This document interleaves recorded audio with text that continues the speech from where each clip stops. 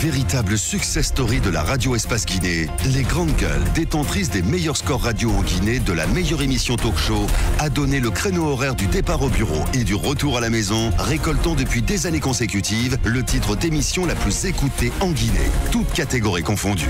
Un grand total de plus de 5 millions d'auditeurs ont été fidèles au talk show Les GG, diffusé jour après jour sur toutes les stations du réseau Adafo Média de 9h à 10h30, un exploit qui restera longtemps dans les annales de la bande FM en Guinée. Tous les soirs, vous avez accès à cette émission. Un grand merci à l'équipe de Moussa Moïse Silla, évidemment, pour les infos. Mesdames et messieurs, vous le voyez à l'écran. Il est jeune, il est politique. On va l'interroger dans un instant. Monsieur Ali Ouba, président de l'organe provisoire du modèle.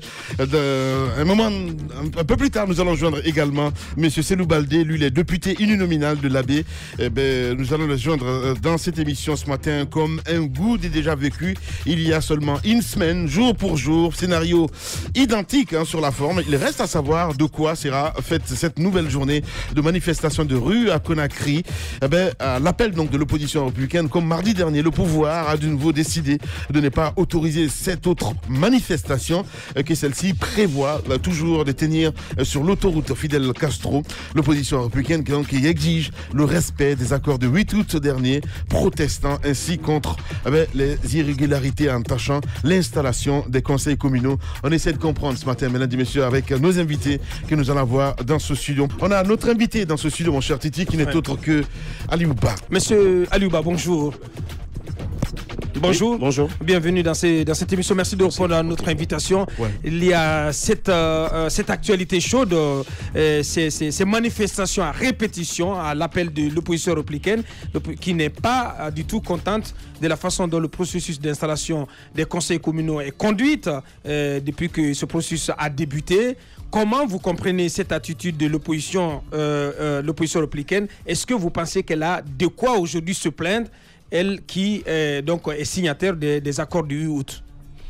Mais écoutez, vous savez, cette situation, elle était prévisible. Parce que si on essaye d'analyser le contexte dans lequel nous avons organisé ce scrutin et bien avant, vous vous souvenez que certaines personnes s'étaient opposées à la modification du code électoral dans ses dispositions relatives au mode d'élection au niveau local. Les élections locales sont des élections citoyennes. D'habitude, elles étaient citoyennes. On en a fait des élections politiques de façon outrancière. Et dans notre pays, nous savons que la politique et l'ethnie aujourd'hui sont associées. À partir du moment où ce sont des élections de proximité et on en fait des élections politiques, ça veut dire qu'il y a un facteur risque qu'on a développé. Deuxièmement, la manière dont les élections elles-mêmes se sont déroulées, il y a eu un mécanisme de contestation. Malheureusement, les institutions de l'État ne fonctionnent pas correctement parce que l'État n'est pas impartial en Guinée. L'État joue une carte du parti au pouvoir. Alors, il y a un climat de violence qui a été entretenu. On a l'impression en Guinée qu'il y a un groupe d'extrémistes qui ont intérêt à ce que la crise perdure parce que c'est dans la crise que leurs idées et leurs intérêts prospèrent. Et j'ai fait une tribune là-dessus en disant que à l'allure où nous partons, c'est-à-dire à l'horizon 2020, c'est comme si certaines personnes ont intérêt au statu quo.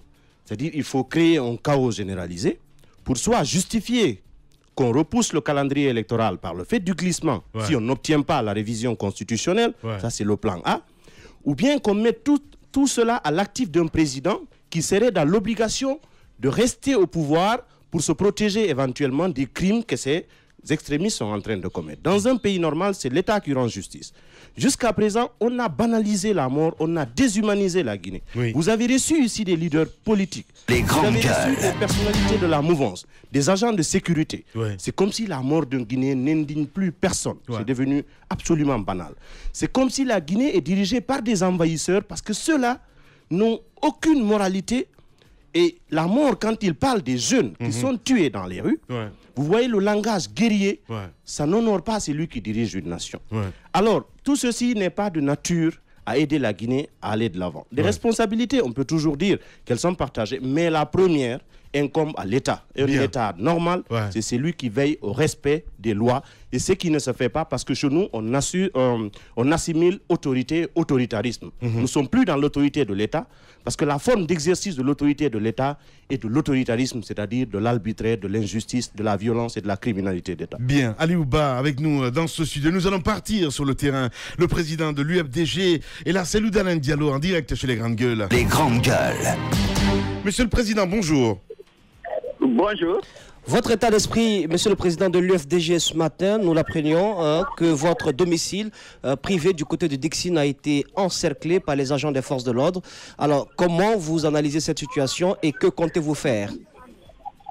Écoutez, il n'y a plus de surprise avec Alpha Condé. On a tiré sur mon véhicule, vous le savez, et aujourd'hui, on réduit complètement ma liberté à 15 mètres carrés. Je ne peux pas sortir. Les forces de l'ordre sont déployées massivement ici. Autour de moi, on ne peut pas sortir. On ne peut pas sortir de ce cadre, mais je suis député, je suis citoyen.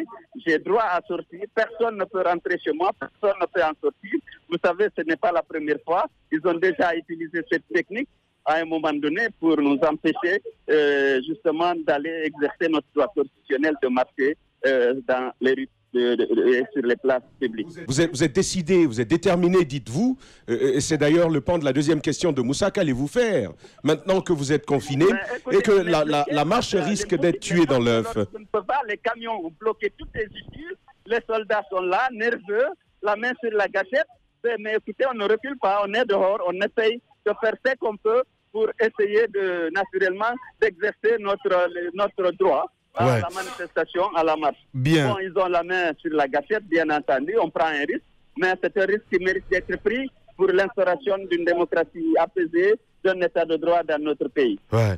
On voit que l'heure est grave, Koto. Et si c'était un piège, c'est comme ça, je le dis, parce que je peux pas comprendre, avec tout ce qui se passe, on vous sait républicain, on vous sait que vous prenez la paix, et si c'était un piège, avec tout ce qui se passe, qu'est-ce qu'il faut faire aujourd'hui pour vraiment nouer le dialogue? Parce qu'on vous a écouté samedi dernier. Il faut lancer un appel à Alpha Condé pour qu'il arrête de brider nos libertés, de refuser l'exercice de leurs droits aux citoyens, de tuer, d'assassiner des citoyens, de vandaliser, de piller les maisons des opposants ou de leurs familles. Voilà, c'est à Alpha Condé qu'il faut lancer cet appel. Mais non. Nous sommes des citoyens pacifiques. Nous voulons exercer nos droits constitutionnels. Oui. Dans le respect. Mais la question de Lamine, mais jusqu'où vous comptez aller? Parce qu'on ne peut pas demeurer, Elhadj, indéfiniment dans cette situation de crise. Parce que vous avez dit samedi que vous n'allez plus négocier avec le gouvernement, que l'option désormais c'est la rue. Est-ce que vous allez demeurer éternellement ou continuellement dans la rue? Est-ce que c'est une option viable, fiable? Attendez, nous avons, vous le savez, nous étions sortis de la rue et nous avions conclu un accord politique qui a été délibéré dans toutes ses dispositions par le pouvoir. Nous ne pouvons pas nous asseoir avec ce pouvoir pour négocier autre chose. Tout ce qui a été négocié, rien n'a été respecté. Nous ne pouvons pas nous décrédibiliser au point d'aller nous asseoir encore devant. Pour négocier quoi? Il y a tellement de choses négociées qui ne sont pas appliquées. Pourquoi aller encore nous ridiculiser devant un pouvoir qui n'a aucun sens de la parole donnée, aucun sens du respect des contrats pour aller encore dialoguer? Il y a eu déjà des conclusions du dialogue.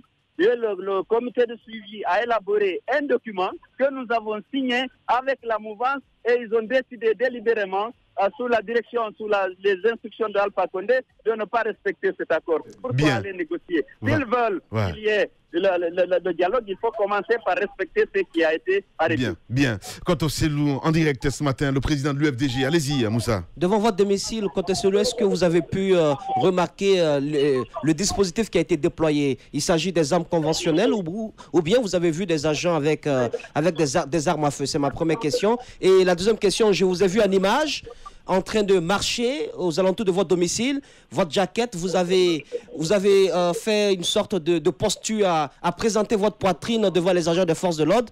Qu'est-ce que cela signifie? Parce que j'ai pris peur, je n'arrive pas à reconnaître le leader de l'UFDG, le pacifiste, celui-là qui a permis au pays de ne pas sombrer dans le chaos en 2010. Je ne suis pas un pacifiste, je suis un homme responsable, attaché à la paix et à la sécurité des citoyens. J'avais l'occasion de demander aux forces de l'ordre d'arrêter d'exécuter les instructions illégales de M. Alpha Condé. Je leur ai demandé d'être des républicains et de veiller à la sécurité des citoyens au lieu d'être la source d'insécurité pour ces citoyens.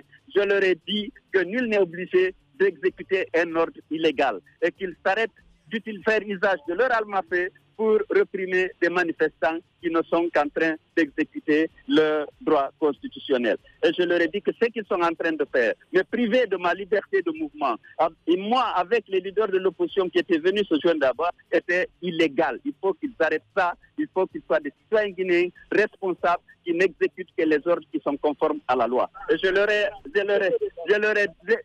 délivré ce message. Je leur ai délivré ce message. Donc voilà, je ne suis plus prêt à accepter qu'on viole les droits des citoyens. Je dis, ma vie n'est rien. Il y a 97 autres avant moi qui n'ont pas eu droit à une enquête, qui n'ont pas eu droit à la justice. Vous le savez. Et aujourd'hui, on sait ça. Et on dit, voilà, M. Seul a été agressé, police scientifique, expert balistique, commission d'enquête. Or, moi, j'ai échappé à la mort. Ceux qui sont morts, qu'est-ce qu'on a fait pour eux? Qu'est-ce qu'on a fait pour eux? Voilà. Et là, c'est le dernier dialogue en direct ce matin. Allez-y, Tamba. Alors, ceci est une observation qui se démarque un tout petit peu, Monsieur le Président. On sait que chaque fois qu'il y a une manifestation, il y a des débordements. Permettez, Monsieur le Président, chaque fois... Il y a autour de moi des échauffourées qui commencent. Attendez. D'accord. Allez-y. Absolument. Allez, chaque fois qu'il y a des manifestations en Guinée, il faut le reconnaître, Monsieur le Président, il y a des débordements de tous ordres et de tous camps. Autant chez vous et que chez les agents de maintien d'ordre, il y a des débordements. Est-ce que ceci n'explique pas que pour parer à tout cela, pour se prémunir contre d'autres débordements, les forces de l'ordre aient choisi de vous retenir dans votre domicile? Attends, je m'éloigne un peu là, avant que... Parce qu'il y a un échafaudé qui commence. Allez, bon. Allez-y, Tamba. C'est assez compliqué. Hein. Voilà. Absolument, je pense qu'il il n'entend pas. Il y a assez de soubresauts en ce moment. Merci beaucoup en tout cas, Koto. Et surtout, bon courage. Merci beaucoup en tout cas d'avoir accepté notre invitation ce matin. Radio Espace, les grandes gueules. Leur spécialité, c'est la démesure totale. Tant qu'ils ne changeront pas, nous ne changerons pas non plus. Les grandes gueules, à suivre tous les jours sur la radio d'opinion. Radio Espace.